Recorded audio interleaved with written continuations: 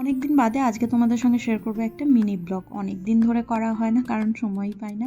রোজকার মতো সকালবেলা উঠে ওর অফিসের রান্না, আর এখন করছি ওর জন্য ব্রেকফাস্ট। আর ও না ব্রেকফাস্টে রোজ রুটি খেতে চায় না, তাই ওই মাঝে মধ্যে একটু এটা সেটা করে দিই। আজকে করে দিয়েছি একটু ডিম টোস্ট। তো ব্রেকফাস্ট করে এখানে অফিসে বেরিয়ে গেল। আর তারপর সকালবেলা আমার সবার প্রথম যেই কাজটা হয়, রিশান সারাদিন যেই জলটা খায় সেটা দিয়ে দিলাম এখানে ফোটাতে। আর এখন আমি দুপুরের রান্নাটা মোটামুটি সকালেই করে রাখার চেষ্টা করি, যেহেতু একটু গরম পড়েছে। আর যেইটুকু মশলা করি না, আমি ওই একটু একটু করে শিলনোড়াতেই করে নিই। রান্না কমপ্লিট করে এখন রিশানকে করাবো ব্রেকফাস্ট, আর ওকে ব্রেকফাস্ট করিয়ে খাটের মাঝখানে বসিয়ে তারপর ওর সামনে বসেই আমি সকালের ব্রেকফাস্টটা সারি।